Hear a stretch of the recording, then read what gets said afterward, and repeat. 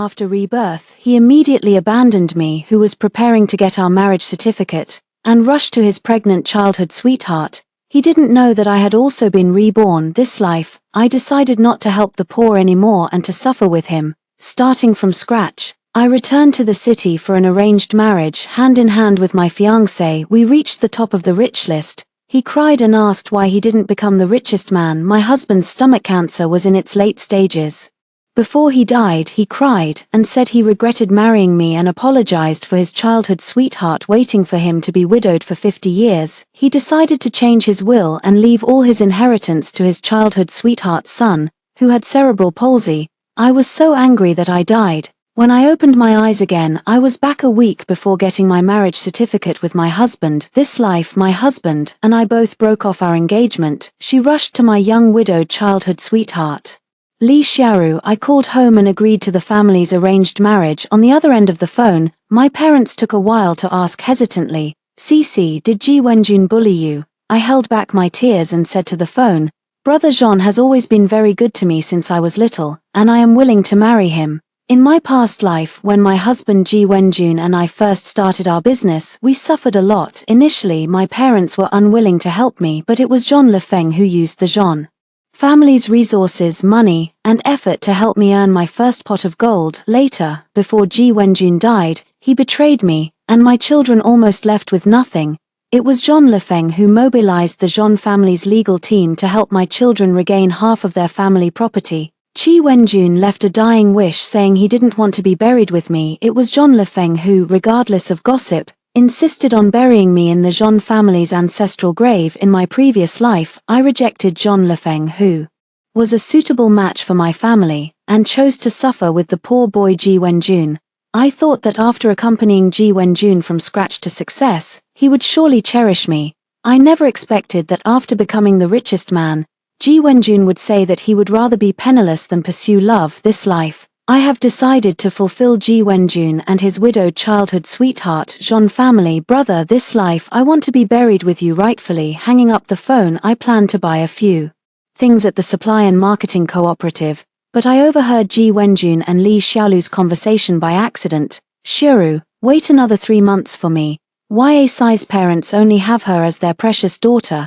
They'll surely give her a big dowry. After I accompany you Cici back to the city, her parents will give us the dowry and then I'll quit my job, take the dowry and go to the southern city with you." Li Xiaolu's eyes were like small deer, bright red and pitiful as she looked at Ji Wenjun. "Wenjun, Ji, you've dragged me down. You're going to marry a woman you don't even like for me." Ji Wenjun couldn't help but hug Li Xiaolu, sighing, "I've already lost you once. This time I won't let go." A trace of pride flashed in Li Xiaolu's eyes, but she pretended concern as she asked, "What will he do if we take Sister Sai's dowry?" Ji Wenjun nonchalantly said that San Sai's family is quite rich, not short of this little money. I nearly laughed with anger. It's the same in the previous life. Every time our business hit a snag, Ji Wenjun acted like the one who could wash his hands of it. If my family is rich, I'm supposed to unconditionally lend money to help him get through the hard times. If I have many acquaintances, I'm supposed to let my parents go crawling to beg someone to help him. In this life, I want to see what Ji Wenjun can become the wealthiest man in the South City without my family's money and connections. Back home, I began packing my luggage. Ji Wenjun suddenly walked in. Sai Xiaoru went into early labor. The doctor said it's best to go to the city hospital to stabilize the pregnancy. You know, her in-laws are poor, they don't have much money to spare. I plan to use the money from our wedding wine to go pay for the pregnancy stabilization. I spoke up to interrupt her. She didn't expect me to agree so readily. Ji Wenjun looked at me with a puzzled gaze and then said, "Xiaoru's parents-in-law don't take care of her. There's no one around to look after her. I've been planning to go to the hospital to stay with her these days." "All right, I'll agree." Frowning at Wenjun, I forced myself to stay calm and reassure her. Sai, don't overthink it. Xiaoru is my good brother's wife. My brother is gone. Xiaoru is carrying his child. I, as her good brother, can't help but do this. I nodded. "I'll help. I'm not stopping you from going to the hospital to accompany Li Xiaoru for the pregnancy stabilization." Ji Wenjun looked at me with suspicion. "You really don't mind?" I shook my head. Ji Wenjun smiled contentedly, then extended his hand to me. "We're getting married. Isn't your mother secretly lending you some money? I'm worried about the hospital expenses. Can you give me 1,000 yuan more? I kept my head down and replied, I have no money. Chiwon-jun was anxious. How could there be no money? Didn't you just tell me a few days ago that you didn't have enough for the wedding money? It's okay, your mom will send you 2,000 yuan. I glanced up at him. My father didn't agree to our marriage and my mother wanted to send me money but... My father stopped her. Chiwon-jun was immediately flustered. What about the dowry? I lowered my head and was silent for a moment, then whispered, there's no dowry either. Chiwon-jun immediately exploded. No money and no dowry, then what are we getting married for? I pulled at the corner of my mouth. Then we won't get married, Chiwon-jun, let's break up. Hearing that I wanted to cancel the wedding, when Jun pursed his lips, seeming a bit annoyed. After a moment of silence, he lowered his head and said to me, since you don't want me to accompany Xiao Ayu to the city hospital for prenatal care, then I won't go. Give me 200 yuan, and I'll buy some old hens and a few baskets of free-range eggs for Xiao Ayu to nourish her body. After all, she's carrying my good brother's child. I coldly interrupted his rambling.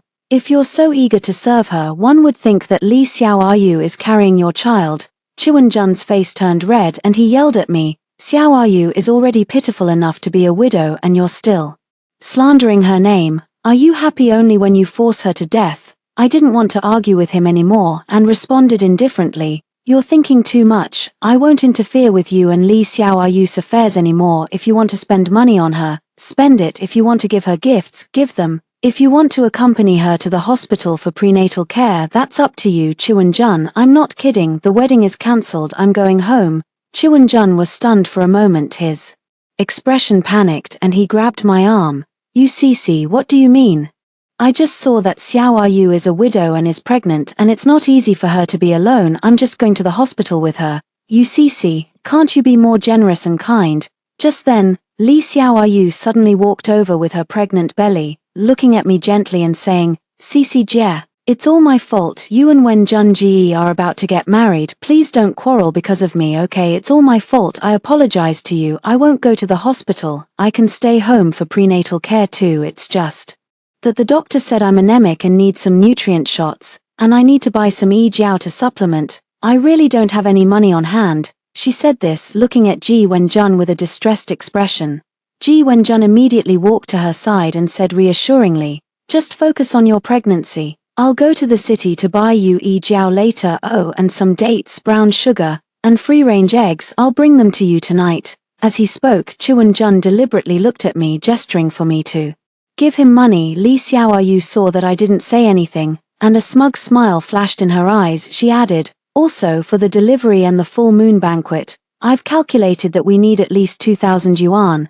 Cece Jie, I'm not like you. Your parents are both carders in the city. I'm just a village girl. My parents favored boys over girls, so when I got married I was only given 2 quilts as a dowry and not a single penny. I heard from Wen Junji that your mother borrowed 2,000 yuan for you for your wedding. Can you lend me this money first? Cece Jie, don't worry, when the child is born I'll repay you even if I have to sell everything I own. Ji Wenjun was touched and interrupted Li Xiao Ayu. We're family. Why are you talking about repaying? Besides, when Cece marries me she'll be your sister-in-law. Isn't it right for a sister-in-law to take care of her brother's wife? Li Xiaoru widened her eyes and looked at me. Sister Cece, so this 2,000 yuan? I sneered in anger, then suddenly felt a bit curious about what Ji Wenjun and Li Xiaoru would look like if they realized all their schemes end up in nothing. So I deliberately said my mom sent me money, but my dad found out. He said the money can't be sent for now, it'll be in a few days. Wait until my dad calms down to say more. Ji Wenjun immediately asked, how many days more? At least a week, right? As soon as I finished speaking, Ji Wenjun and Li Xiaoru quickly exchanged a look and showed excited, thrilled expressions. When they were leaving, Ji Wenjun spoke to me with a gentle expression. Cece, you can be so magnanimous and care so much for Xiao Lu. This is what a big sister-in-law should be like. The 2,000 yuan isn't urgent for now. I'll borrow a little from people in the village. Later you sign the IOU. Wait until your mom transfers the money. Then you can repay it. I lowered my head and smiled, pretending to agree. Ji Wenjun nodded in satisfaction, then turned to support Li Xiaoru, guiding her home with care. In the afternoon, Ji Wenjun began going door to door to borrow money, all of which was in my name. Some villagers were puzzled and asked me whether I borrowed the money or Ji Wenjun did. I pointed at the new 3-room brick and tile house Li Xiaoru's family had built and said, whether I borrowed the money or Ji Wenjun did. It's for Li Xiaoru to buy tocolysis drugs. The money is for Li Xiaoru to use if later our family can't pay it back. They'll still be Xiaoru, right? Their 3 brick and tile houses were new, they could probably sell for several thousand. Hearing there was a house's guarantee, the villagers quickly let Ji Wenjun borrow the 2,000 yuan, holding the expensive reissued Ajiao Ji Wenjun bought. Li Xiaoru's eyes filled with tears of gratitude. "Cici, thank you for willing to lend me money." I waved a finger toward Ji Wenjun beside me. "If you want to thank someone, thank Ji Wenjun Ji because it's his whole family who went around borrowing the money." I spoke this sentence very loudly. Passing villagers heard it and looked at Ji Wenjun and Li Xiaoru.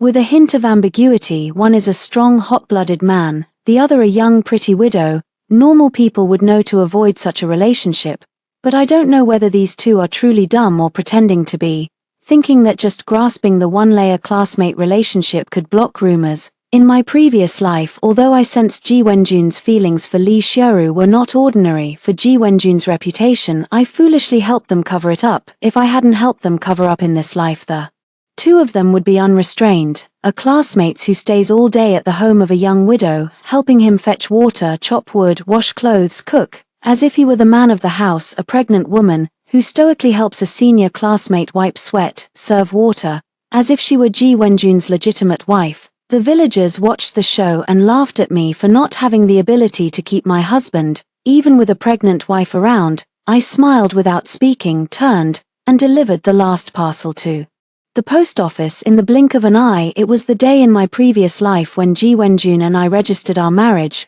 I hadn't left, I was waiting for this day in this life. I will personally shatter Ji Wenjun's perfect dream. Early in the morning, I packed my things and waited at the village youth point for Ji Wenjua, not expecting Li Xiaoru to appear with a big belly wearing a bright red cotton-padded coat, her small face all flushed. Following Ji Wenjua, I looked down at my own deep blue Ministry of Labor cotton-padded coat, and someone who didn't know might think Li Xiaoru was the one getting the marriage certificate today. Before I could speak, Ji Wenjua took the initiative to explain.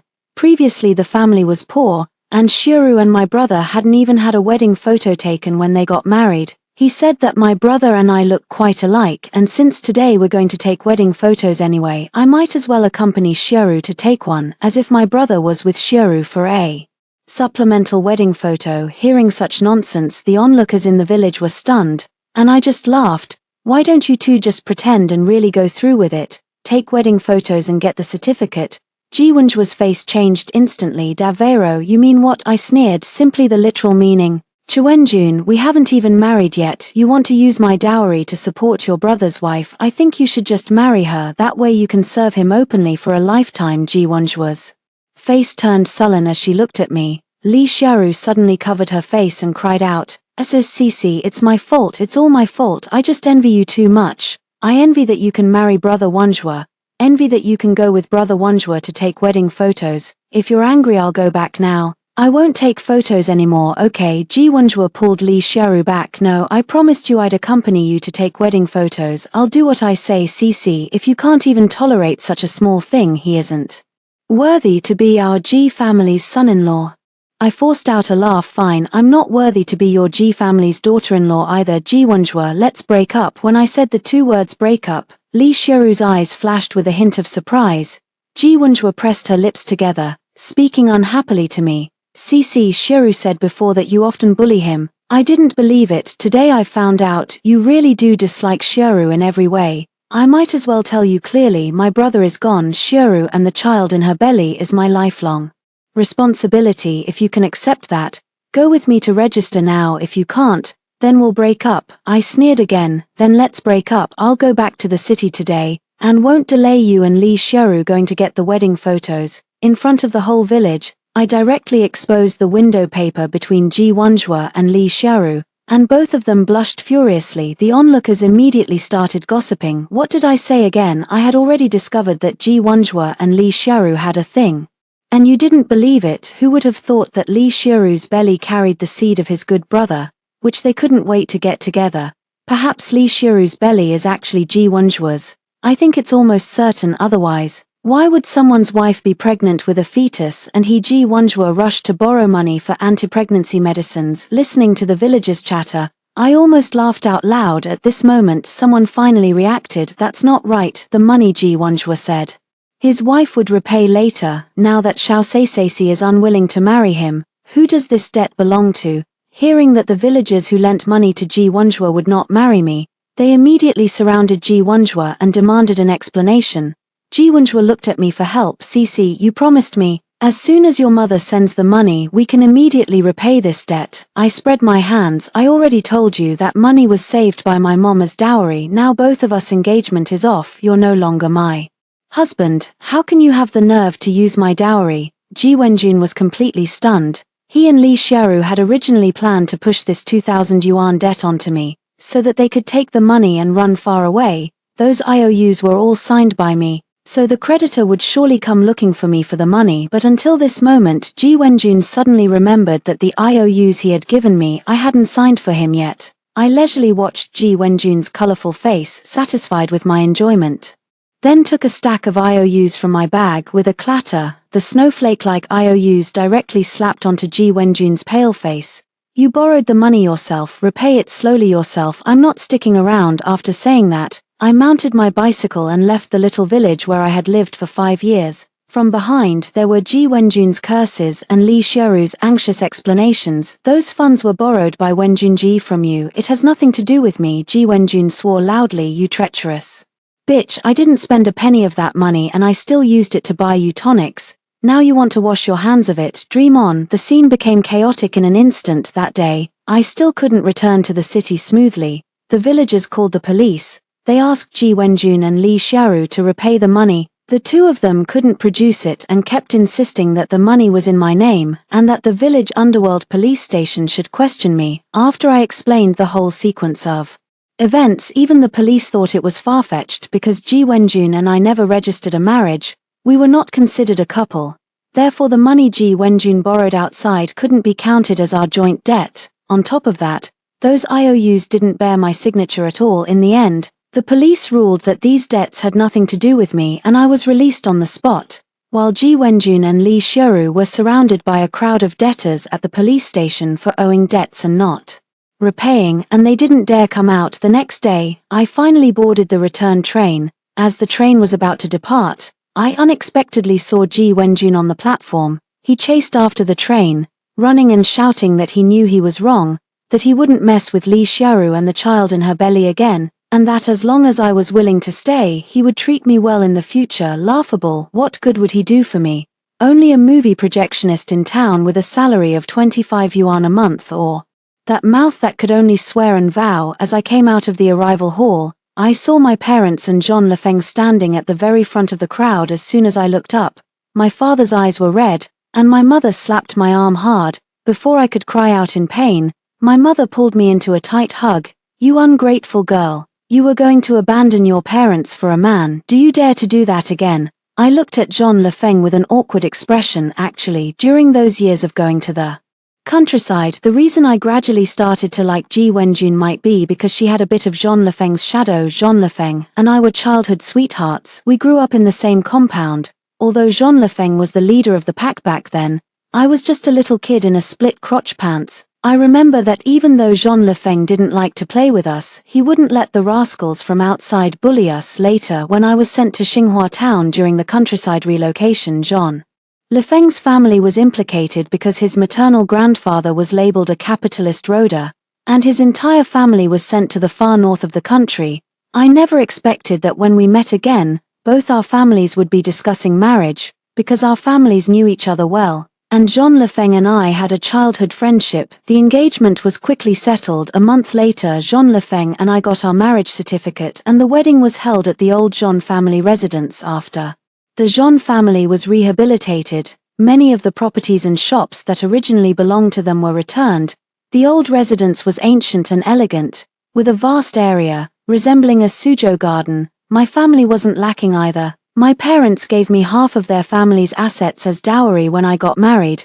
Ji Wenjun probably never dreamed that if she had wholeheartedly devoted herself to me, she would have received far more than the paltry 2,000 yuan my mother promised. After marriage, at my suggestion, Jean Lefeng decided to enter the home appliance industry. In my previous life, shortly after I married Xie Wenjun, His job as a town film projectionist fell through. Entering the 1990s, many families had televisions and VCRs. I thought that with Ji Wenjun's experience as a film projectionist he would definitely make money in this line of work, so I invested all my savings to support Ji Wenjun. Later, Ji Wenjun successfully capitalized on the era's opportunities and became the appliance king of Nancheng. In this life, Ji Wenjun, after being reborn, wanted to replicate his previous entrepreneurial success, but it wouldn't be so easy. Jean Lefeng and I were doing very well in the home appliance business. The Jean family owned many shops in Nancheng, which greatly reduced our initial rental costs. Coupled with the substantial dowry I brought into the marriage and the support from my maternal relatives with family backing, within just 2 years Jean Lefeng and I became the appliance kings of Nancheng. In contrast, after Ji Wenjun's rebirth, he originally intended to abscond with my dowry and elope with Li Xiuru. However, he never expected me to break off the engagement and return. As a result, not only did he not get my dowry, but he also ended up deeply in debt. I heard that to pay off his debts, he actually persuaded Li Xiuru to sell her 3 brick houses. The money from selling the houses was used to pay off external debts, and the remaining money Ji Wenjun originally wanted to make his first pot of gold by reselling home appliances. Like in his previous life, but unexpectedly, Li Xiuru had a difficult childbirth at this time. It's funny that back then, the two of them used the excuse that Li Xiuru was malnourished to trick me into lending them money for supplements. As a result, Li Xiuru overdid it during her pregnancy, and the baby grew too large, nearly costing them both their lives. I heard that the child was stuck in Li Xiuru's womb for too long and was born with cerebral palsy. Li Xiuru also had her uterus removed due to excessive bleeding during childbirth. When Ji Wenjun learned that Li Xiuru's uterus had been removed and she could no longer have children for him, his expression changed.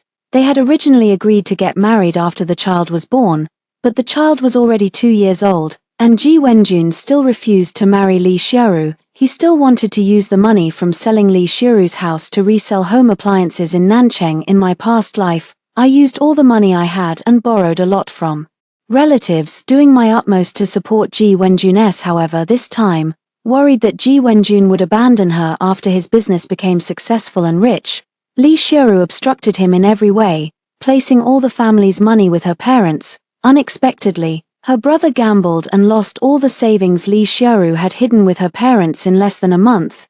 Ji Wenjun had already considered this money his startup capital. I heard that Li Xiuru's brother gambled away all the money before, and that night he almost beat Li Xiuru to death. In this life, without my interference, after Ji Wenjun and Li Xiaolu got back together, they didn't live happily ever after like in a fairy tale. Ji Wenjun resented Li Xiuru for ruining his marriage with me, and for being willing to give money to her brother for gambling instead of supporting him in his like I did. Realizing that Li Xiuru was of no help to his business and only a liability, Ji Wenjun actually began to secretly go on blind dates behind Li Xiuru's back. Li Xiuru now hates Ji Wenjun to death. She hates that Ji Wenjun's promises were like farts, and that he promised to be good to her and their child for life. But as soon as he heard that she had no money and no uterus, he immediately turned ruthless, and even dared to secretly go on blind dates behind her back. Li Xiuru now has no house and her reputation is ruined. She can only cling to Ji Wenjun, and when Ji Wenjun goes on blind dates, she would show up with the child, kneel before the girl and cry, begging her to let Ji Wenjun go and give her and the child a way out. After repeated attempts, matchmakers in the surrounding villages were afraid to introduce potential partners to Ji Wenjun. Li Xiuru then forced Ji Wenjun to marry her. Wenjun was solely focused on his dream of becoming the richest man in Nancheng and completely looked down on Li Xiuru, who was of no help to his business. Thus they entangled for 3 years. Li Xiuru failed to marry Ji Wenjun as she wished, and Ji Wenjun failed to save enough money to start his business in Nancheng. During these 3 years, Jean Lefeng and I were not idle. Jean Lefeng introduced the latest home appliance production line from abroad. Not only did he sell home appliances, but he also began to engage in the home appliance manufacturing industry. However, no matter how busy he was, Jean Lefeng took me everywhere. Sometimes when I was too lazy to move, he would complain pitifully, saying that if I didn't go, the bosses outside would arrange for hostesses to be with him. He asked me to protect his innocence, which made me laugh. It wasn't until I became pregnant with triplets that Jean Lefeng suddenly became a homebody and didn't even want to go on business trips. 8 months later, I successfully gave birth to triplets, 2 boys and 1 girl. After delivering the babies, Jean Lefeng cried profusely, then secretly underwent a vasectomy behind my back, and righteously said that as a representative of private entrepreneurs he should lead the way in responding to the policy. Having only 1 child is enough. Triplets cause great physical strain. For several years after giving birth, my health was not good. Jean Lefeng was flustered. I don't know whose advice he followed, but he started doing charity work everywhere. I never expected to see Ji Wenjun and Li Xiaoru again at a charity event. Ji Wenjun still hadn't given up her entrepreneurial dream, but without my dowry support and the help of my maternal relatives she could only start from the very bottom. She rented a storefront in Xinhua town, repaired appliances for people, and dabbled in selling used appliances. When Ji Wenjun went to people's homes to repair appliances, she would have Li Xiaoru mind the shop. On this day, Jean Lefeng and I donated a batch of books, stationery, and sports equipment to Xinhua Town Elementary School. As we walked out of the school gate, we heard a commotion from the street. Looking up, we saw Ji Wenjun dressed in a greasy work uniform grabbing Li Xiaoru's hair with one hand and slapping her hard in the face with the other. Ji Wenjun cursed Li Xiaoru for being shameless, saying that she actually dared to close the shop and fool around with the owner of the barbershop next door while he was away. Li Xiaoru cursed Ji Wenjun for being shameless, saying that he wanted her to help with laundry, cooking, and minding the shop, but refused to marry her and give her a proper status. During the argument they actually mentioned my name, Li Xiaoru, with a slap mark on her face and red eyes. Cursed Ji Wenjun. Do you think you can still come back and marry Yu Silsai by dragging your feet on marrying me? Dream on. I've already found out. Yu Silsai got married long ago and has already had 3 children. What makes you think she'll wait for you? I also heard that Yu Silsai's husband is the richest man in Nancheng, the king of home appliances. Compared to him, who do you think you are, a broken appliance repairman? You're just a toad lusting after swan meat. Ji Wenjun's eyes turned red with anger, clenching his fists. He was about to pounce and beat her when his peripheral vision suddenly caught sight of me. In an instant he froze. Cici, you're back. I knew you wouldn't forget me. You love me so much. How could you marry another man? You must have been forced by your family, right? Cici, don't be afraid, I'm not married. I've been waiting for you. I'll get this bitch Li Xiaoru out of here right now. Don't worry, I've seen through this bitch Li Xiaoru's true colors completely. I will never care about her again. Let's live our lives well together. Looking at Ji Wenjun's infatuated gaze, I almost threw up my undigested dinner. Jean Lefeng unhappily pulled me into his embrace, his eyes sharply warning Ji Wenjun. Who is this lunatic? Ji Wenjun looked at me with expectant eyes, as if hoping to hear about our relationship from me again. I smiled faintly and casually explained, we're not close. We were fellow villagers who met when we went down to the countryside. Jean Lefeng frowned slightly, called his secretary and ordered him to ask the fellow villagers' family if they wanted to take him to the hospital to have his head examined, with the expenses to be covered from his personal account. Jean Lefeng's sympathetic gaze made Ji Wenjun step back repeatedly. He shook his head frantically, muttering, it's not me. I'm not crazy. Yu Cici is my wife. She should have been my wife. Something must have gone wrong. Jean Lefeng put his arm around me and got into the car. I looked back and saw Ji Wenjun really shouting and yelling on the street like a madman. After this charity event, I didn't go to Xinhua town for a long time. The next time I heard about Ji Wenjun was during the group's charity summer camp for impoverished students in Nancheng. The company funded the impoverished students we sponsored to travel to Nancheng. Unexpectedly, there were a few students from Xinhua town among them. When one of the students gave a speech, he mentioned a tragedy that happened in the town. He heard that his elementary school classmate had cerebral palsy and had the opportunity to be helped by a charity foundation. For some reason, the child's father refused outright when he heard it was from the Jean family's company. Later, the child was playing in his own shop and broke a batch of DVD players that his stepfather had just bought. In a fit of rage, his stepfather almost strangled the child with a wire. The child's mother rushed to save him and was stabbed more than 30 times with a fruit knife, bleeding profusely, and died on the spot. It is said that when the man was being arrested, he was still shouting that he was the richest man in Nancheng and that he wanted to start over, so he must have gone crazy. By the time I heard this story, Ji Wenjun had already been executed by firing squad. After Li Xiaoru died, the son she gave birth to with cerebral palsy was sent to a welfare home because none of her relatives were willing to raise him. Ji Wenjun extra. After UCC left, I thought I would be very happy. Finally I could grow old with the woman I loved, but it wasn't long before Li Xiaoru and I both regretted it. She hated me for being incompetent and having no money, unable to let her stewie jiao, red dates, brown sugar, and eggs like before. I mocked her for having the status of a lady but the fate of a maid. She knew that following me before meant she could eat and drink well, all because she received a little bit of financial support. Now to marry me she had driven UCC away and instead blamed me for not holding on to UCC. I also regretted it. I never expected that even with a new life, carrying the memory of my successful entrepreneurship from my previous life, without Cease's substantial dowry and the support of Yu Jiao and Zhong Jiao, let alone reselling appliances in Nancheng, even opening a small appliance repair shop in Xinhua town would often lead to extortion by local thugs. I tried to call the police like in my previous life. In my previous life, Cease's uncle had high authority and with one phone call, no one dared to cause trouble at our shop anymore. In this life, Li Xiaoru's uncle was a gambling addict, not only unable to help me but also often coming to the shop to freeload. I reported it to the police station, but the thugs didn't injure anyone, so the police station couldn't do much to them. They were released after a few criticisms at most. The thugs started retaliating against me. Every day when I opened the shop they would cause trouble. I had no choice but to pay 30% of my monthly profits as protection money. I really regretted it. I worked desperately to take orders and earn money, hoping to save enough to start a business and return to Nancheng, then find that man and snatch Cici back.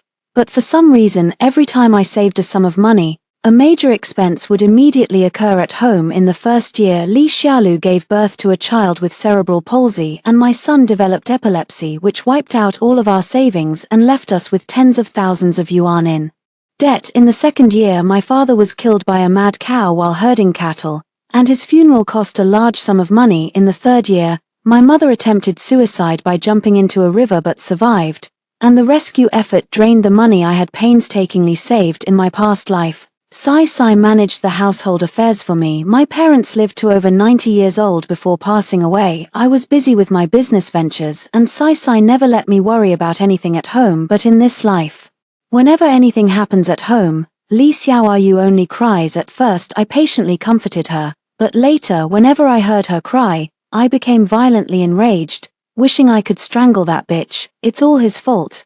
If Li Xiaoyu hadn't been a widow and still restless, constantly seducing me, Sai and I would have been married long ago. But now every day when I return home, I'm greeted only by the sobbing Li Xiaoyu and her trouble-making brain-damaged son. If I had known that being with Li Xiaoyu would lead to this outcome on the day I was reborn, I would have definitely dragged Sai to the registry office. My thoughts returned, and looking at the messy repair shop, I knew my life was completely ruined. Therefore, I personally killed Li Xiaoyu. I didn't escape. Instead, I calmly waited for the police to arrive. When the court sentenced me to death, I wasn't afraid. I even felt a hint of relief. I had been reborn after dying in my previous life. I want to die sooner this time to meet Sai sooner in my next life. I will treat Sai well and never let any man snatch her away from me again. Sai, wait for me. Story 2. On the eve of the wedding, Juqi's sister returned to the country. She threw away my ring, ruined my wedding dress and made a mess of the wedding path that Juqi had planted for me. I looked at the disarray in the yard and cried with heartache. They were all blaming me. Luo's mind is only 7 years old. Don't argue with him. Flowers will bloom again. The wedding can happen anytime. 3 months later, I heard that Juqi was looking for me. Almost going crazy. Jing Tang, the wedding path, I replanted it. Come back, let's get married. I lowered my eyes, a cold smile on my face. I don't want the wedding path or you anymore. On the wedding day, Ju Luo cried, threatening to jump off the building. Juqi's expression immediately changed. He shoved the ring into my hand and turned to go find him. My palm tightened. The ring and its soft texture slid down my fingertips to my heart, scratching it bit by bit, both itchy and painful. After Ju Luo threw away my wedding ring, Juqi bought another one overnight to save the day. It was beautiful and expensive, but not what I had in mind. Where my gaze fell, The luscious red roses were hot and romantic, mocking my ruined wedding. Ju-Chi and I had agreed that the wedding would feature my favorite white roses. I had countless times imagined myself in my favorite black wedding dress, walking slowly towards Ju-Chi on a path of white snow. They all said white flowers were difficult, but Ju-Chi didn't hesitate and planted an entire garden of wedding paths for me. At that time, I thought that since he was willing to spend time and effort on me, he must love me dearly. This obvious favoritism was then completely destroyed by Ju Liu after returning to the country. Not a single piece left. Ju-Chi came from a blended family. When I first met him, I knew he had a sister. She had a car accident at 18, and her mental age has remained at 7. Although they are not related by blood, they grew up together and their bond is stronger than that of siblings. Ju Luo's condition stabilized, and she returned to the country to attend our wedding. Ju-Chi was overjoyed. He stroked my hair and said, Luo is just a child. If you are good to him, he will be good to you. You two will get along well. He praised Ju Luo extensively. In his heart, Ju Luo was a fairy from heaven, an angelically pure and kind person. In reality, Ju Luo was indeed dazzling. The moment he appeared, everyone's attention was drawn to him. Spoiled and pampered, Ju Luo was excessively beautiful, with innocent and lively smiles in his eyes, and porcelain white skin like a porcelain doll. He walked forward, tiptoed, and gently hugged Ju-Chi. Brother, I missed you so much. With black shoes on white Mary Yanes, she looked like a princess while I stood there, feeling like an extra. His stepmother smiled and teased, I didn't expect you two siblings to still have such a close relationship after all this time. Ju Luo's gaze fell on me then. Quickly moved away from my elder brother. Is he my sister-in-law? He looked up at Ju-Chi, his smile carrying a girlish coquetry, and when he turned to me he smiled so sweetly, his eyes full of indifference and detachment. Really not very good. Even if you treat his words as a joke, they're still cruel. Ju-Chi's face couldn't help but show a touch of embarrassment. He frowned slightly, signaling him to ease up. Don't joke around, your sister-in-law has thin skin. Thinking about Ju Luo's attitude, I felt a bit defeated. I love Ju-Chi. I hope to receive blessings from everyone in his family. Ju-Chi finished his shower and came out of the bathroom, still carrying moisture, slowly coming up behind me. While thinking about Luo, he cupped my face, kissed my eyes and coaxed me. Don't be angry. I've already told him. Luo promises not to make such boring jokes again. While talking, his long fingers saw the hem of my pajamas catching fire here and there. I took away his hands grazing my waist. I indeed didn't look good. In college, people always said I and Ju-Chi were frogs wanting to eat swan meat, and I was that frog. By contrast, Ju-Chi is tall, slender, handsome, with a gentle and cultured smile when he laughs. Who says otherwise? When Ju-Chi is moved, his eyes always shine with light. Just one glance, and the soul of a person can be sent spiraling. There's nothing wrong with your eyes, nose, or mouth. Don't be angry, okay? Your mouth could hang a little dummy on it. Every time he spoke, he kissed me, his movements gentle and careful, as if I were a fragile treasure. I dodged and asked him again. Really, I believe Ju-Chi, but Ju Luo's behavior makes it hard for me to accept.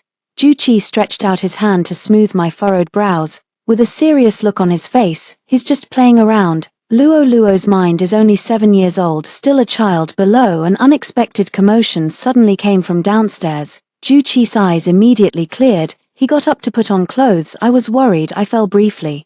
I'll be right back. I stood on the stairs and saw the overturned water cup on the table.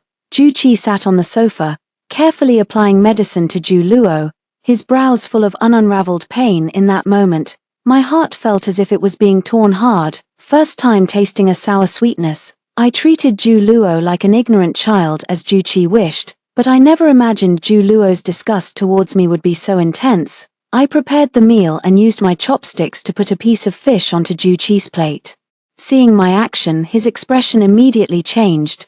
My brother doesn't like fish nor spicy food. After dating for 7 years, you don't even know these things. As my brother's girlfriend, you are truly incompetent. Sunlight streamed in through the window, illuminating Ju Luo's beautiful profile, making him look like a righteous judge. I was berated by him, and for a moment I couldn't react. Say less and eat.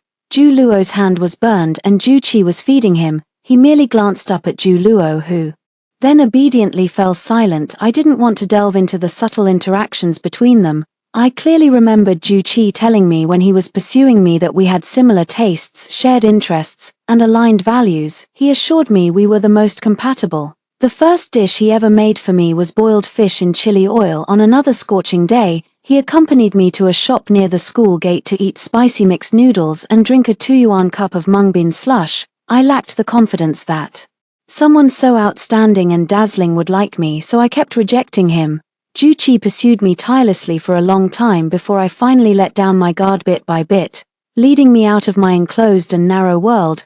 We dated for 7 years, and my gut told me Juqi loved me. However, even the strongest love isn't impenetrable, just like how his tenderness and consideration towards Ju Luo at this moment far surpassed the boundaries of siblings. The first day the wedding dress was brought back, just days before the wedding, Ju Luo ruined it. He ironed a large hole in the chest area, and there were scorch marks from the iron everywhere else, rendering it irreparable. The cost of the wedding dress wasn't expensive. It was precious because it held my expectations for the wedding. Every day, I felt it becoming complete in my hands. I had made so many wedding dresses, but this was the only one that was mine, Ju Luo said. I just wanted to take a look, and I accidentally knocked over the water on the table. I tried to clean it, but I burned your sister-in-law's wedding dress. She won't be mad at me, will she? Her tone was so innocent, and her eyes welled up with tears. Looking all wet, Juqi sighed, lowered his head and carefully examined his hand, as if afraid of any accidental burns from the iron. Feeling that Ju Luo was deliberately targeting me, I couldn't help but scold him a couple of times. He ran off crying, and Juqi chased after him without even a word to me. I looked at the ruined wedding dress, tears welling up in my eyes. That evening, Juqi's father, whom I hadn't seen in a long time, arrived. He didn't look at me once from beginning to end. Instead, he slapped Juqi hard in front of me and ordered her to kneel in the courtyard to reflect on why she had upset her sister over a piece of clothing. Even though Juqi was the one being punished, I felt a burning sensation on my own cheeks, hot and painful. Juqi said, "Jingtang, I know you've been wronged, but Luo Luo is very pitiful. Please tolerate him." I watched from the window of my room not far away. Juqi, kneeling stiffly, gritted her teeth to keep herself from crying out. I never knew who my parents were growing up.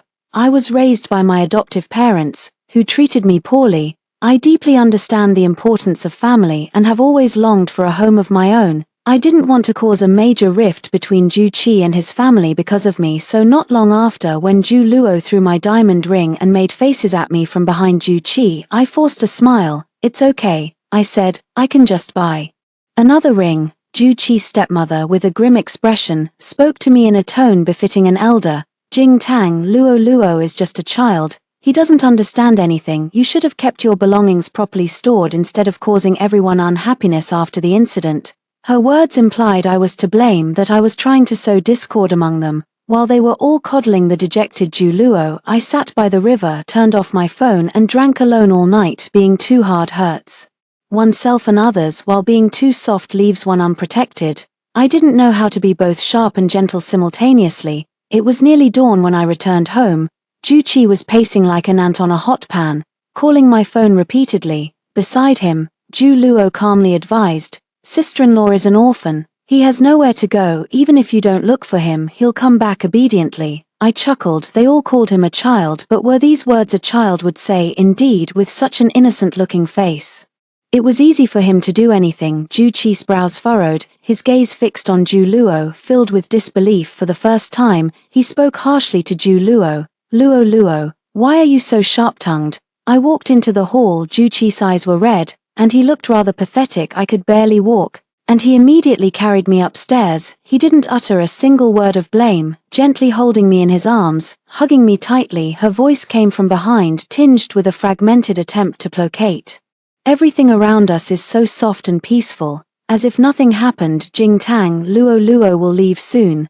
Just bear with it a little longer. Afterward, we'll have a good life together. I'll compensate you and treat you 100, even 1,000 times better than I do now. Don't let me lose you. If you ignore me, I really don't know what to do." We had known each other for 9 years and dated for 7. Before Ju Luo returned, we were always fine, but after Ju Luo appeared, it felt as if he gave me one candy and then handed a large handful to him, while I received so little. I always knew that even if other things were less than satisfactory, as long as Juqi's heart was with me, I could forgive, tolerate, and turn a blind eye. His family is an inseparable part of him. I couldn't be so selfish. I didn't insist on competing with Ju Luo, I was just heartbroken, but the act of crushing a soft persimmon couldn't have been a one-time thing. The second and third times were even more rampant than before. The day things truly escalated, I was in a meeting to prevent Ju Luo from acting out further. Ju Qi hired a nanny. During the meeting, I suddenly received a call from the nanny. My heart skipped a beat, and a bad premonition washed over me. "Miss Yi, could you come back?" As for the backyard, by the time I rushed home after work, all that remained was a scene of devastation. The white roses, which usually swayed gracefully in the breeze and refracted beautiful light in the sun, were now mangled. He cut my flowers and destroyed the branches. "Why did you do this?" I walked up to Ju Luo, doing my best to maintain my composure. Ju Luo plucked a fully bloomed wedding road rose and casually tossed it aside. "Too ugly. I don't like my brother's wedding. I want the brightest roses in the world." Her smile was still dazzlingly beautiful, but I only felt a chill, a sense of my good intentions being thrown to the dogs. I raised my hand and slapped her. Ju Luo had fair skin and I hadn't used much force, but half her face turned red. Within half an hour, everyone who had previously turned a deaf ear when I was bullied had arrived. They vied with each other to accuse me of standing up to their precious Ju Luo. "I said long ago that white roses are bad. It's just a few flowers. What's the big deal if they're cut? Is it worth hitting someone? The wedding dress is black too. Go ask anyone outside if a proper bride wears a black wedding dress. You must apologize. You hit someone before even entering the family. You have no manners. Our Luo Luo can't let you get away with hitting her. Tell Xiao Qi to call off the engagement. With such a formidable daughter-in-law, I wouldn't dare visit anymore." By the time Ju Qi rushed back, that group of people was surrounding me, ready to educate me on behalf of my mother. Ju Qi's stepmother and Ju Luo sat on the sofa, the mother and daughter sobbing together, looking as if they had suffered immense injustice. Looking at the faces of this crowd, I had a moment of daze, as if Ju Luo hadn't been slapped by me but killed. Ju Qi walked to my side, put his arm around me and turned to his aunts and uncles, coldly stating, "Don't you have homes? Please leave. This is our family matter." The fire of war immediately turned towards him, and those who had been pointing fingers at me now began pointing them at him. Ju Qi's father sat in the main seat, his face full of anger. The surroundings were noisy, punctuated by Ju Luo's occasional sobs. Suddenly my head began to throb. My brain felt like it would explode. "It's too noisy." As soon as I spoke, the clamor ceased. Ju Qi's father slammed the table in the main seat. "This is rebellion, all of you. Either the wedding is cancelled or your aunt will replan it for you. You choose." That night, Ju Qi and I lay back to back, neither of us speaking. After a long time, when I was almost asleep, Ju Qi's voice came from behind me. "Jing Tang, I'm sorry. Just for my sake, the flowers will bloom again. We'll go back to Grandma's house and have another wedding. You'll wear the black wedding dress and marry me again. The wedding will have white roses, the ones you like." He gently coaxed me as usual, but I've heard these words too many times, familiar as a routine, and I silently shed tears. I really crave a home, someone who has never tasted sugar. Suddenly one day someone gave me a sugar cube, and I want to grab the giver tightly, but Ju Qiren would always feel disappointed, and after a lot of disappointments he naturally could let go. On the wedding day, everything was still orderly. Before exchanging rings, Ju Qi's stepmother suddenly called. Ju Luo sat on the rooftop, yelling that she wanted to jump. He said that if Ju Qi didn't go, something would really happen. "Jing Tang, I'll be back soon. Tomorrow I'll send Luo Luo away and never let you suffer again." Ju Qi's brows showed satisfaction, worry, and helplessness. I know that as long as I nod, he will rush out immediately. If I don't agree, he will hesitate for a moment, then rush out without hesitation. This realization made me feel powerless. I wore a gentle smile on my lips and said, "Go ahead." Since my wedding had already gone to pieces, I wasn't afraid of him making things worse. Fortunately, Xieshou was as Luo wanted, always so unrestrained and wantonly reckless. As long as he frowns, Ju Qi longs to tear out his heart for him. What exactly am I still hoping for? Suffering and disappointment aren't enough to kill me, but they will drain my heart and passion, making me more miserable day by day. "Jing Tang, what to do now?" Sang Ning ran from the audience toward me, a look of grievance on her face. On my wedding day, my groom abandoned me and faced a crowd of guests alone. I had given each other one last chance, but in the end it was still a regretful ending. It would be fake to say I wasn't sad, but I still smiled and said, "I'm sorry everyone." The wedding is really cancelled. I'm very sorry to waste your valuable time. Let today be Juchi Street, a meal for everyone to gather and be merry." After saying this, I turned and left. When I got home, Juchi was already there. As soon as I walked into the living room, I saw Luo snuggled in his arms and refusing to come down. Her nose tip and eyelids were reddened, but it didn't diminish the brightness and vivacity between her brows. She was still as beautiful as ever, like a jasmine blooming flower in a gilded porcelain bottle. Even when resting quietly there, she captured people's eyes vividly who wouldn't be moved by such a sight. I watched them cling to each other as an bystander, and when he kept staring at me, Weekend's face flashed with that innocent yet helpless expression. I really admire her for doing so many bad things yet being able to present herself as a victim as if it were entirely natural. I can understand what it means for a girl to be mentally unwell, so I have been tolerating and forgiving. Ju Luo's misfortune has become his shield. No matter how big his mistakes, no one blames him, but I can't keep letting him bully me, can I? I sat on the sofa watching Ju Luo pressed close to Ju Qi, and suddenly felt nauseated. I asked coldly, "Are you going to come down quietly on your own, or should I have you come down?" Perhaps my expression was too frightening. Ju Luo paused and obediently slid down from Ju Qi. I looked at Ju Qi, ignoring his weary face, and issued a final ultimatum. "Either send him back to the Ju family right now, or I will clear the master bedroom for you two right now. Our wedding has been cancelled. Everything can still be set right." Ju Qi's face immediately turned pale with panic as he explained to me, "Jing Tang, how could you think that? Luo is my sister. The person I love has always only been you."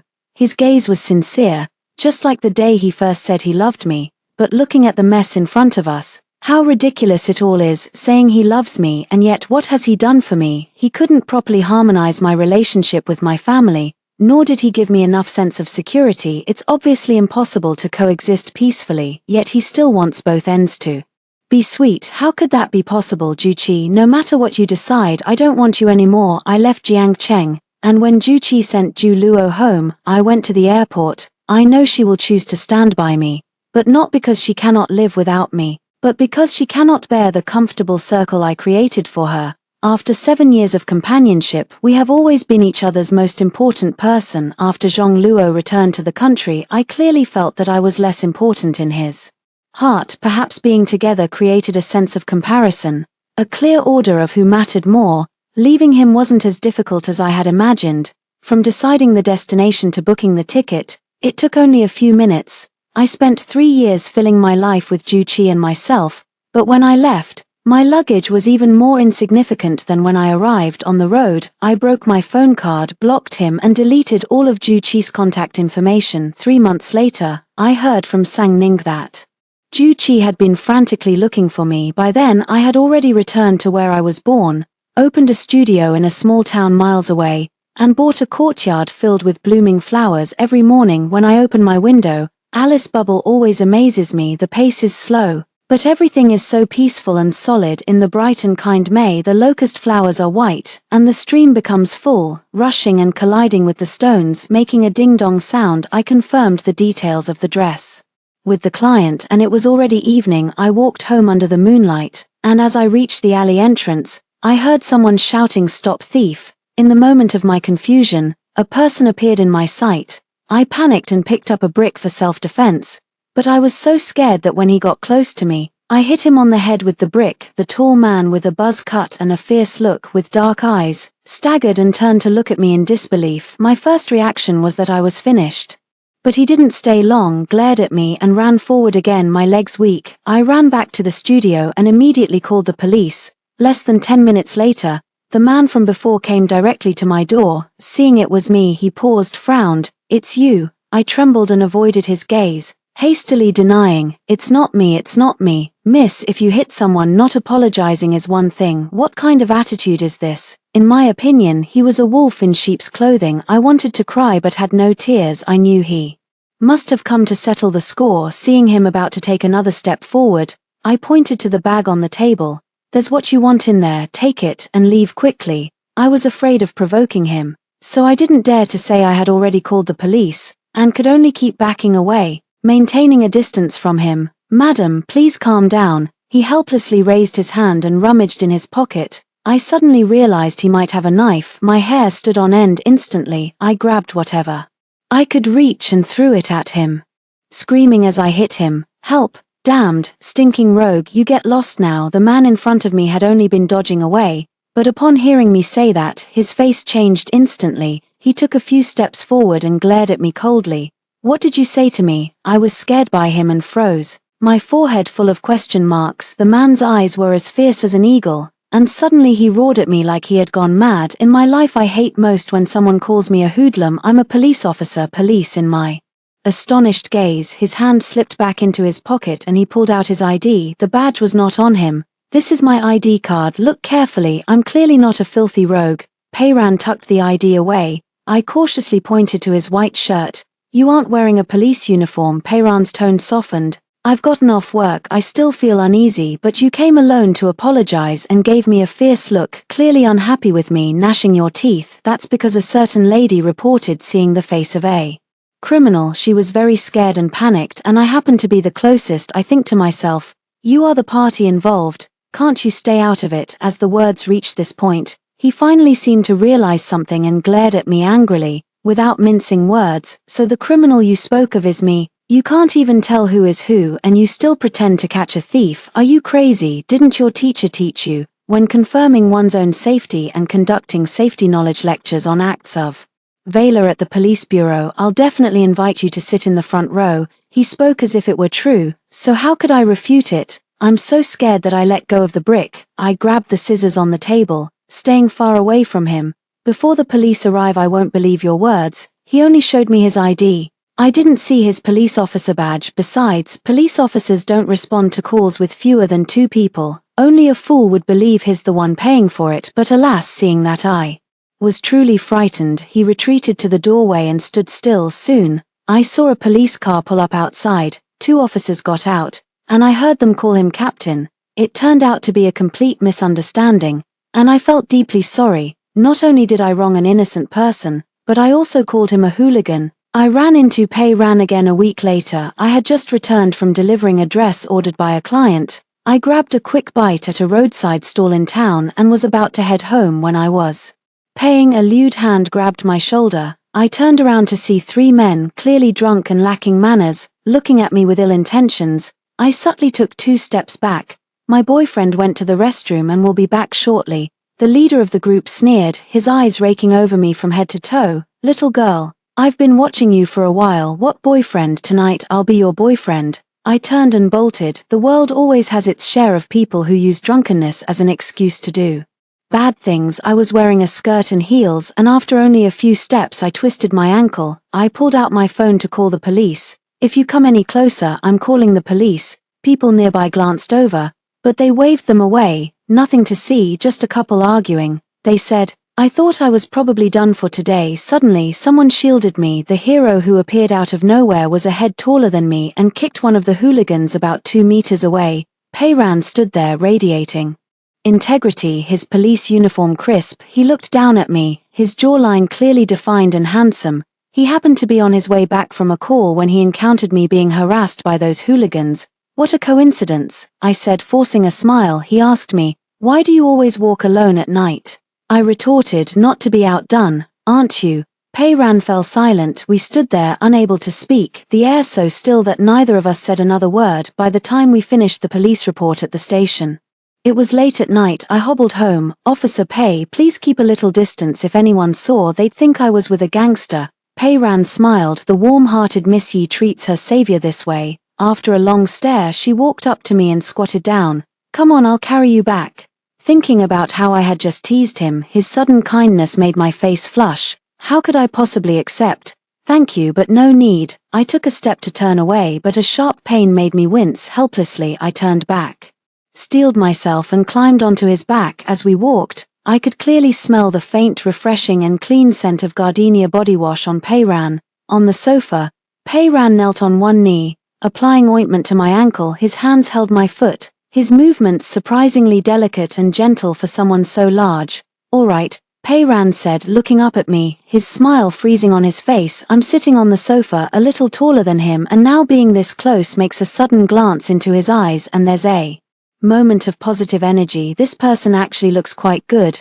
I lower my feet, the glimmer of admiration in my eyes. Thank you, Miss Yi. Peiran looks at me and suddenly speaks. What's wrong? I'm about to stand, hearing her call me. You look good without glasses. I can't respond for a moment. My heart skips a beat. Thank you. I smile. I don't wear glasses to look at you. You're also quite good looking. At sunset, I'm focused on cutting fabric with my head down. Peilan's voice rings above me. Are you a tailor?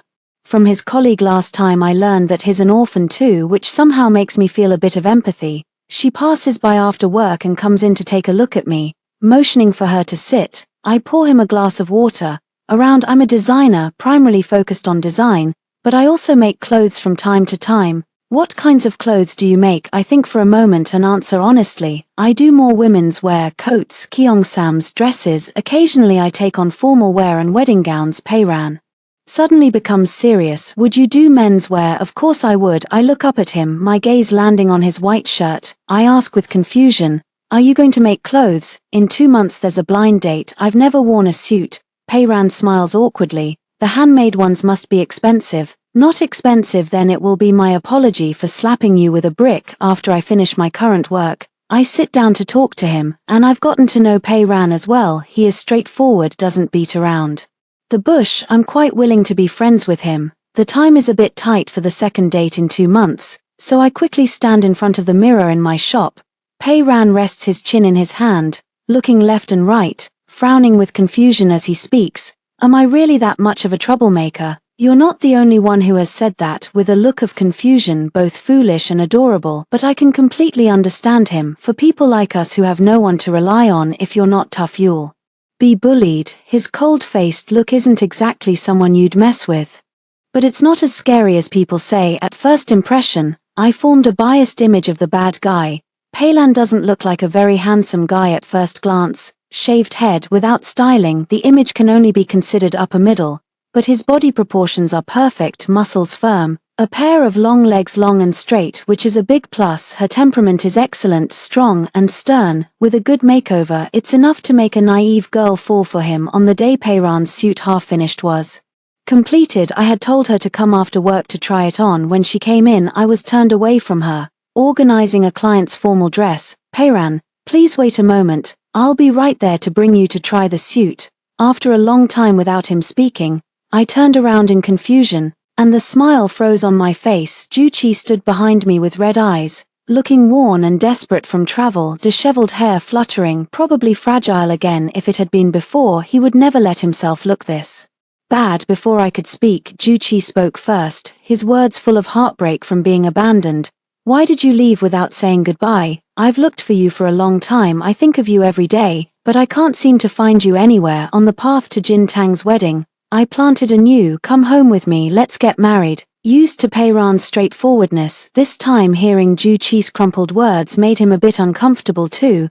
He stepped forward and hugged me tightly, warm tears touching my skin. Memories of the past welled up and pressed down on me, making it hard to breathe. I lowered my eyes, the smile cold. I don't want it anymore. I can't coexist peacefully with Ju Luo. I can't accept Juchi's family's attitude. And I don't want to face Juchi, who wavers in this situation. Separation would be a win-win for everyone. Letting go of myself and letting go of others. In the days to come, I would still like white roses. I would still like a black wedding dress. I simply don't want you anymore. More than half a year after we split, Juchi has grown thinner, his shoulders resting his chin, which was very uncomfortable. Peiran appears at the right time and easily pulls him away. Who are you? Juchi sneers at him, brows furrowed, asking, who are you? I'm here for my fiancé. What does that have to do with you? As others look toward me, I add inappropriately, ex-boyfriend. Ha! Peiran smiles darkly, his expression grim. He turns to Juchi, takes out a police officer's badge and places it before his eyes, causing trouble. Come with me. June wind moves, all life is vigorous. On the third day Juchi arrives in the town. Ju Luo follows closely behind. For someone who will go to any lengths to achieve their goal, how could they be content with a failed plan? When he barged into the studio, I was fitting Peiran for clothes. He doesn't understand clothes much. He's following my approach entirely, but I must admit her figure is really good. The suit on her body is steady and beautiful. Standing in front of the mirror in my shop, it attracts many girls to pause and glance. I'm considering if she isn't busy. inviting him to be my male model. A cup of water was suddenly thrown at me. Pei Ran, with quick reflexes, shielded me and his shoulder became soaked. Pei Ran, are you okay? Water dripped from my hair. Looking at the wet marks on Pei Ran for the first time, I felt a surge of anger. I'd seen these little tricks too many times, and I wasn't done playing in the middle lane yet. He was at the end of his rope. And truly childish. No one exposed his past petty actions not because his methods were brilliant, but simply because his family feigned ignorance and indulged him unconditionally. Zhu Luo was still yelling in front of me, arrogantly pointing at me with his finger. I couldn't take it anymore, so I grabbed a needle from the mannequin and pricked his arm. Zhu Luo yelped and looked at me fearfully. Was that me returning it to you just now? I opened the lid of the water bottle and poured it all over him. This is me returning it to Pei Ran for you. The entire kettle of water poured out, and I felt an unprecedented sense of exhilaration. So this was what it felt like to act without restraint. No wonder Zhu Luo always did foolish things without considering the consequences. Pei Ran found a towel from somewhere to dry my hair. Zhu Luo clutched his arm, looking at him disdainfully and snorting through his nose. He's courting death. Where did you find this bodyguard? He looks like a thug. I glanced at Pei Ran without a word. As expected, Pei Ran's expression visibly darkened. He had a well-defined face, but his expression was roguish, coupled with his imposing build. People often involuntarily thought of a thug at that moment. He glared and said, "Little girl, don't push it too far." Zhu Qi happened to walk in from outside. Zhu Luo's tears immediately fell and he threw himself into his arms. "Brother, they bullied me," he said, raising his hand to show Zhu Qi his injury. Zhu Qi looked at his tender arm for a long time, then finally glanced at him with confusion, his handsome brows furrowed. After a pause he said, "Brother, he and this bodyguard have an unusual relationship." Zhu Luo triumphantly curved his lips. He didn't know Pei Ran, but Zhu Qi had already suffered a loss. He was momentarily stunned, his gaze towards me filled with disbelief. "Jing Tang, you call him a thug one minute and a bodyguard the next. Do you really think I have a good temper? You'd best scram if you know what's good for you." Pei Ran's lips curved into a half-smile. His tone was as relaxed as if he were saying, "I don't want to play with you anymore," yet his clear black and white eyes carried a dangerous warning, "Stay away." Zhu Qi appropriately led the drenched Zhu Luo away, ending the farce. I look at his back and find that I can no longer feel the way I once did. I am an extremely insecure person. My boyfriend either gives me so much love or so much money, but in my world, sense of security always comes first. If he can give me enough security, money is not a problem. My relationship with Zhu Qi began with blatant favoritism and ended with his blunt preference for Zhu Luo.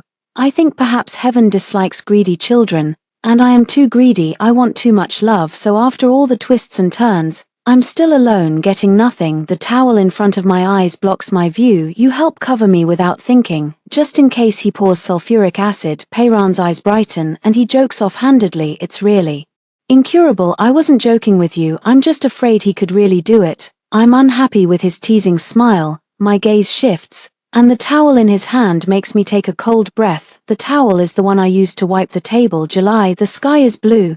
Zhu Qi is being forced by his family to marry into the Qin family, said to be the only daughter of the family, pampered and raised, more than enough for Zhu Qi. Zhu Qi's father has always wanted him to marry a girl from a matching family. Now that he can connect with the Qin family, he is satisfied. I called Pei Ran and told him to come in a suit today. When the evening glow reddens the sky, Zhu Luo steps in front of me first. "Your brother is forced to go back to marry, aren't you sad?" His eyes are red, obviously having cried, moist like the real fracture touched by the early spring drizzle. I inwardly sigh at the sin. If I had such beautiful eyes, I would never forego using them to cry. I tuck away Pei Ran's suit and continue with other work. If she doesn't want to, no one can force her to marry. Moreover, we already split up a long time ago. Who he marries has nothing to do with me. Hypocritical. His voice is light, but his eyes are cold. I lay down my current work, look at him directly, and smile gently. "If you're not down and out, everyone is like you, hypocritical and selfish. If you openly admit you like Zhu Qi, I'll think more highly of you rather than lying that you're sick and repeatedly seeking attention in front of him." Zhu Luo staggers slightly, a blush flitting across his cheeks from embarrassment, in his eyes a nervousness about being seen through. "How do you know?" His voice trembles. I smile and meet his gaze. I can pretend to be stupid, but that doesn't mean I'm truly stupid. After a long while, Ju Luo nods, looking at me almost with resentment. Then do you know why I had the car accident? Before I could answer, she blurted out the answer. My brother told me he was in love and I couldn't accept it, so I immediately ran to find him. Her voice trailed off, tinged with a nearly manic stubbornness. I had to see who this person was who had stolen my brother away. I thought he would fall for someone brilliant and dazzling. But you are so ordinary, so common. I'm not reconciled. How am I inferior to you? Instead of answering, I asked, when did your illness get better? Zhong Luo didn't flinch, a vivid mockery playing on the corner of his lips. Before returning to my country, the light by the window was warm and the wind facing me was hot, but when Ju Ruo and I faced each other, a chill suddenly rose in my heart. I recalled the disappointment I had swallowed alone before, and I unabashedly showed him my malice. You like Ju Qi, you can strive to win his love, rather than harboring dark thoughts and pulling little tricks, the kind that are unseen. Like Ju Ruo from the saw interrupting my words, eyes cold without a trace of a smile. What do you want to say, that I am a rat in the gutter? The silent air moved and the gaze that was especially hateful finally turned away with a focused intensity. I lowered my head, continuing the work in my hands, unwilling to speak to him further. You're always circling around him, don't you have anything else to do? Ju Luo, I truly pity you. Ju Luo let out a cold laugh, casually wiping away his tears, his head held high with a proud air. Resuming his superiority, he walked past me and forward, his voice scattering along the way, marked by extremity and obsession. Do as you will, but I will never give up. Brother Pei Ran arrived as promised. Brushing past Ju Luo, his mind is only 7 years old, looking at him. It wasn't like when he was looking down at Ju Luo. His gaze just happened to meet his disdainful eyes. Pei Ran thought of this, frowned, his expression like he had eaten a fly. A naughty child makes a mistake, a beating will fix it. I don't want to dwell on it anymore. I handed him the clothes and told him to go to the fitting room. Those who are bad will meet worse. His good fortune is yet to come. Not everyone is as easy to bully as me, and not everyone will tolerate him. More importantly, not everyone has no backing like me. Zhouqi walked in from outside, looking dejected. I made a gesture for him to hold on and to stay away from me. Jiotang's father asked me to go home and marry for an alliance. I smiled faintly and congratulated him. We really have no, I decisively added. There's no chance, no possibility. He stood in front of me and looked at me quietly for a long time until I felt a little uncomfortable. He spoke softly. Zhouqi, I hope you can be happy, find someone who truly loves you. I nodded, thank you. Even at the moment of parting, I still wanted to leave this nearly 10-year relationship with some face, so my smile was light, and I sincerely blessed him. Zhouqi, I wish you happiness. Thank you for giving me the first piece of candy in my life, and also for urging me, encouraging me, accompanying me on this 10-year journey. Although some people got off midway, the scenery we experienced together is real, and those heart-fluttering joys were real. I will remember them. Turn around and look for the next person who moves me. Zhouqi fell silent for a moment, the corners of his eyes turning slightly red. The topic shifted. It cannot be Pei Ran. He's a hooligan. Of course he doesn't know Pei Ran. When I was talking in my shop, Pei Ran happened to come out of the fitting room. 6 pairs of eyes met mine. Before Pei Ran's expression changed, I quickly closed the door with swift precision. Through the transparent glass, I saw Zhouqi cry. The crystal tears rolled down his chin, truly like large bead-like droplets that had snapped loose from a string. He opened his mouth as if wanting to say more. Zhouqi, my throat opened with a bitter smile, saying if I keep talking it'll be rude. Zhouqi left. Ju Luo left as well. Pei Lan bent in a strange posture, his shoulder close to my face. If you want to cry, cry. I'll wipe your tears with my shoulder. I'm stubborn. I said I just got sand in my eyes. I shouldn't cry, but for some reason the tears just wouldn't stop. I met him when I was 18, now I am 27. He alone has occupied nearly 10 years of my life. How many decades are there in a life? Not to regret would be false. Pei Ran took out a tissue to wipe my tears, looking at me in silence for a long while, and finally spoke. Don't cry anymore. If you cry again I'll bring him back and teach him a lesson. His words made me smile a little and I punched him. Are you sick or what? In the street cafe I had arranged to discuss wedding dress designs with a client, and I happened to run into Pei Ran here on a blind date. I sat by the window 2 tables away from him. One lift of his brows and body language could be seen as awkward.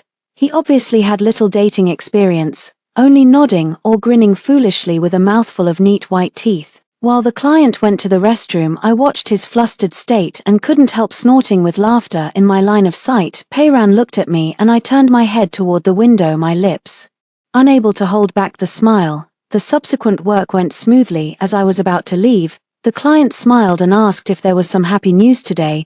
You were laughing the whole time just now. I turned to meet Peyran's eyes. His blind date had already left. Only he remained sitting in the same spot, quietly watching me. It's over. This is probably beyond cure. I know he cared a lot about this blind date, hence the custom-tailored suit and wearing dress shoes he normally wouldn't. When I tied his tie, I smelled the fresh scent of his shower gel. Sorry, I shouldn't have laughed at you.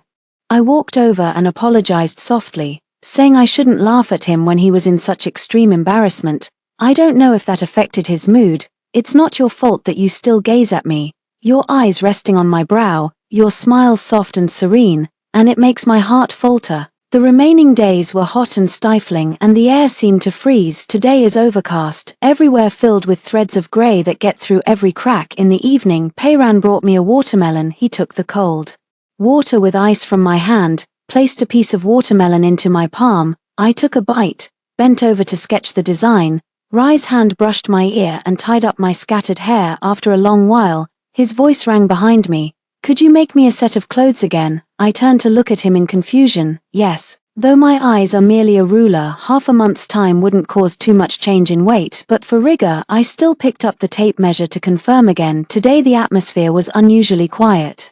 Peyran stared at me without blinking, not saying a word. The heat rose in my ears under his gaze, and I instinctively lowered my gaze, casually looking for a topic. What was he thinking? I was thinking, Peyran is indeed sincere. Next time, what excuse should I find to see you? In my astonished gaze, Peyran lowered his head and gazed into my eyes, a straight calm between his brows. Jintang, I like you. Usually she always calls me that. In the warm impression of Miss Yi, this is the first time she has spoken my name so earnestly and gently. Do you like me? He asked me again. On the day of the blind date, you sat by the window discussing the design draft with a client, with a faint scholarly air between your brows and eyes, gentle and proper. You looked at me and smiled once. The smile was dazzling, more beautiful than the sunshine outside the window. After a brief silence under my helpless gaze, Peyran awkwardly pulled out his ID card, household register, payroll card, house property certificate and passbook. I'm not very rich, but I will do my best to give you the best for the wedding. I am serious. Let's marry. Two people equally at a loss feel a bit panicked. My breath paused, and in slow motion I saw Peyran's Adam's apple bobbing up and down, whose breath was in disarray. It's obvious I don't know what to say, but when I saw the household register my eyes were still moist. Thank you, Peyran, as you carried me onto the workbench with one hand, gently taking off my glasses, coming closer and closer. How can you be so gentle? Hearing his words that sounded like a confession and also like self-talk, I looked up at him and asked, have you been drinking? Peyran, the teacher, fell silent for a moment, then asked me, have you had any? I honestly answered that I hadn't. As we spoke, the distance between us created delicate, intertwined breaths. I could smell the faint soap scent from her collar and the fragrance of the body wash on me, light and soft. Rain began to fall outside the window, pattering, accompanied by the dense sound of rain. I bit down on Peyran's purity. This night, the rain outside was noisy, the atmosphere inside was chaotic, the ceiling light swayed before my eyes, and my heartbeat was in a frenzy. There was no sudden awe from a novel, and no dreamlike romance from a fairy tale, to Lu Guilin, to the shore of a boat. Everything fell into place. When Peyran was 10 years old, he went to obtain an orphan's certificate. A clerk at the counter told him, from today you're an adult, but now we have a home. From now on you are no longer a child who isn't cared for. On the wedding day, I was waiting for my groom to come pick me up. We only had a few relatives and friends gathered to share a meal, and that would be enough to be married. Sang Ning ran here from thousands of miles away, patting my head to tell me to eat my fill. He said Ju Lu resorted to old tricks again, but he hadn't thought that this is someone whom even Ju Qi's father would yield to by 3 steps. Could a small accomplice like her provoke him? I heard that she wore someone else's wedding dress, which made me feel sick. She thought she was in a TV drama, wearing Pinru's clothes. That night the Qin family brought several vans to demand explanations, asking whether this marriage wasn't desired. The scene almost scared him to death. Ju Qi's father, Afraid that Juchi's marriage would fail, divorced Juayu's mother and sent them away overnight. Too kind to her, really. I listened quietly, neither happy nor sad. Other people's lives I'd rather just listen. I had people I should care about. Peiran came to pick me up. He wore the suit I made for him, tall and commanding, with a refined, outstanding temperament. When he looked at me, his eyes were soft as water. I wore a black wedding dress, holding a silver-white rose as I married him. We exchanged rings and kissed amid fluttering wedding fireworks. I heard him whisper in my ear, "I belong to you alone. I've walked a long road and now I have finally reached home." When I was 5 months pregnant, I happened to see on TV a chief designer I really liked taking on apprentices. During a meal, I mentioned it to Peiran. Peiran pondered for a moment and asked, "Is he very capable?" I nodded. A look of worship filled my eyes. "He is a prodigy not only in all of China but the whole world, an explosive presence." The next morning, Peilan woke me up to go with him. I went downstairs and found that he had already packed our luggage. Staring at the pile of bags in front of me, I was dumbfounded. Where could we possibly go? Peiran casually picked up a bag to try, and seeing the hesitation in my eyes, he gave me an encouraging look. "If I get the job, I'll go home to eat meat. If I don't, I'll go home to give birth. It's not a big deal. If the sky falls, I'll hold it up for you. Don't you want to meet her? My wife is gentle and ambitious. How could I block you from pursuing a better life?" By the end of what he said, he started getting sentimental again. "You go chase your dreams. I promise to take care of you both. The two of you. Where there is you, there is my home. Wherever you are, I am there too. I will accompany you to the ends of the earth." I was so moved that tears welled up in my eyes. "Thank you, Peiran. You're really a good man." I didn't expect to meet Jochi again. When I came out of the interview hall, I spotted him at a glance. Since college, he and I both liked this designer. She looked not very well, his eyes hollow. I stood in front of him, and he stared at me blankly for a long time before recognizing me. "Jintang, are you alright?" I smiled. "I'm fine." He looked at my growing belly, was silent for a moment, then asked, "Is it good for you?" I know he was referring to Peiran. Thinking of the man waiting quietly downstairs for me, the corners of his lips lifted into a brilliant smile. "He's treating me well." He nodded. The smile forced. "Then it's good. After you left, I realized I can't do anything well without you." "After a long time," she said with a wry smile, that she didn't understand my ideals, and I felt that whatever I did now was meaningless. I didn't even know if I still wanted to go in for the interview. "Don't think like that." I looked at his thin, pointed chin and remembered what Sang Ning had said. The Qin family was powerful, and Juchi had suffered a lot. "Juchi, pull yourself together." But all I could do was offer verbal encouragement. I hoped he could be as confident as before. Good or bad, it was his choice. If he didn't want to, no one could make any decisions for him. Seeing that it was getting late, I smiled and bid him farewell. I had to go. My husband was waiting for me. I didn't get selected. Adjust your state and give it a try. That night I lay in bed and Peiran helped me rub olive oil on my body. "Are you happy today?" Of course I was happy. Mentioning this made me unable to suppress my excitement. It was enough to make me happy for a long time. You don't know how terrified he looked when I held his hand and wouldn't let go. He probably thought I was some kind of fanatical fan. The baby felt my happy mood and moved a little. It kicked me. Peiran caressed my round belly and gently coaxed. "Be good, don't bother mommy." I stretched my legs into his arms. "Aren't you going to ask if I got selected?" Peiran lowered his head, diligently rubbing the oil, and smiled. "Then did you get selected?" "No," I answered honestly. "Actually, I had known for a long time that I wouldn't be selected because there were too many outstanding people. I still have to keep working hard." Okay. Peiran helped me place the maternity pillow, lowered his head and kissed me. "Try again tomorrow. Close your eyes and sleep now." I wasn't sleepy. "Don't turn off the lights yet," Peiran asked. "Aren't you tired?" I nodded. "Not really." Peiran smiled, then his face drew closer and closer to mine. He gently coaxed in my ear. "Then let's do something else." My old face blushed and I slapped away his mischievous hand. "My face? Don't corrupt the child. This is called loving education," Peiran said earnestly, but he didn't do anything serious. I looked into his eyes and felt instantly bewitched. Peiran kissed my lips.